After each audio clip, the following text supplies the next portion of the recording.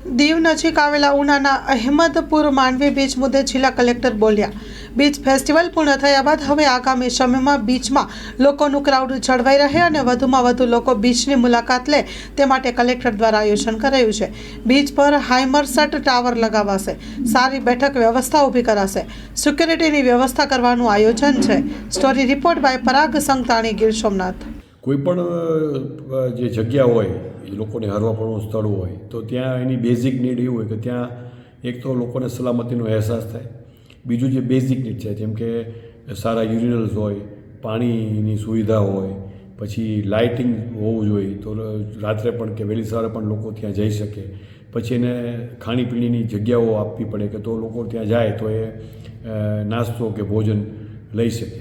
તો આપણું પહેલું પગથિયું હતું કે આ બીચ છે અત્યાર સુધી કોઈ એને એટલું બધું હાઇલાઇટ થયો હતો, એને હાઇલાઇટ કરવો હતો. એટલે પ્રવાસન વિભાગના સહયોગથી આપણે ત્યાં આ બીચ ફેસ્ટિવલ કર્યો અને ખૂબ સારો એને રિસ્પોન્સ મળ્યો. હવે આ કન્ટિન્યુ રહે અને લોકોનો આવરો જાવરો ત્યાં રહે એટલા માટે પહેલી ઓલી છે આપણે ત્યાં હાઈમાસ ટાવર નાખી અને લાઇટની વ્યવસ્થા કરી જેથી આખો બીચ છે રાત્રે પણ લોકો ત્યાં જઈ શકે.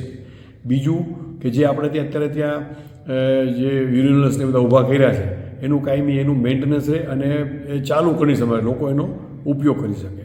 ત્રીજી જે વસ્તુ મેં કીધી કે ખાણીપીણીના જગ્યાઓ બી. હવે બીચ ઉપર અત્યારે જે સરકારશ્રીના અને એમાં CRZ નિયમો લાગુ પડશે તો CRZ નિયમમાં આપણે જે પરમિશેબલ છે એનો અમે અભ્યાસ અત્યારે કરીએ છીએ. એમાં ફોરેસ્ટ ડિપાર્ટમેન્ટ છે, ગુજરાત પોલ્યુશન કંટ્રોલ બોર્ડના અધિકારીઓ છે, અમારા અધિકારીઓ છે ને સાથે રાખી અને આની શક્યતાઓ જોઈ એનું માર્કિંગ કરી અને આ બધી બેઝિક ફેસિલિટી છે એ આપણે પહેલાં ઊભી કરવી છે. પછી સરકારશ્રી લેવલથી આ નીતિશક બાબતો છે. આ બીચ છે બ્લુ ફ્લેગ ઓલરેડી એનું કામ ચાલુ છે અને એ પણ એને વેગવંતું બને અને આ બીચ વધુને વધુ હાઇલાઇટ થાય અને લોકો એને મુલાકાત લે થાય એવું આપણું આયોજન છે. સર, બે મુદ્દા છે કે બેઠક વ્યવસ્થા ત્યાં કઈ પ્રકારની રહેશે અને બીજું સિક્યુરિટીને લઈને. સિક્યુરિટી આપણે છે સફાઈ અને સિક્યુરિટી એ આપણે એવું વિચારી શકીએ કે ભાઈ ત્યાં કોઈને એજન્સી હાયર કરીને રાખીએ.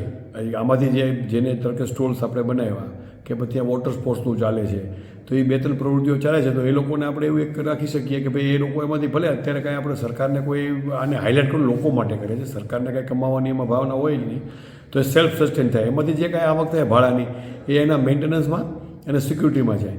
પ્લસ પોલીસનું કાયમી થાણું બનાવવાનું પણ કે પોલીસ ચૂકી છે એ પણ શક્યતાઓ અમે જોશું અને અમારી જિલ્લાની લો એન્ડ ઓર્ડરની જે બેઠક છે એમાં સમીક્ષા કરી શક્યતાઓ ચકાસી. જો એ દિશામાં પણ અમારા પ્લાનિંગમાં તો છે જ કે એક પોલીસ ચોકી ત્યાં ઊભી કરીએ જેથી લોકોને સલામતીનો અહેસાસ થાય. પછી બેઠક વ્યવસ્થાનું આપણે કીધું તો આપણે નાના ગઝીબો જે ઓલરેડી હોય છે જે બીચ ઉપર એવા આપણે ત્યાંય અત્યારે છે પણ અત્યારે શું છે બધું એ સાચવણી વગરનું છે તો એ બેઠક વ્યવસ્થા લોકો આવીને બેસી શકે, કાયમી જે સમુદ્રની ખારાશને નુકસાન ન કરે એવા ધાતુમાંથી કે પથ્થરમાંથી આપણે બાંકડા બનાવીએ, એની ઉપર આપણે છત્રીઓ મૂકીએ તો લોકો ત્યાં આવી અને બેસી શકે અને પિકનિક કરી શકે. કચ્છની પ્રજાનું માનીતું અને કચ્છની પ્રજાના સાથ સહકાર અને પ્રેમથી સાકાર થયેલું LB મોલ એટલે કે લુગડા બજાર ફેમિલી શોરૂમ. અમારું address Bhuj branch, Anam ring road, Bhuj, Kutch.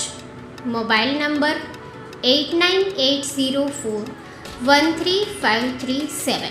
Mandvi branch, Nandanvan society, Mandvi, Bhuj highway, market યાર્ડની બાજુમાં, માંડવી, કચ્છ. Mobile number 6353695514. નોંધ: રવિવારે આખો દિવસ શોરૂમ ખુલ્લો રહેશે.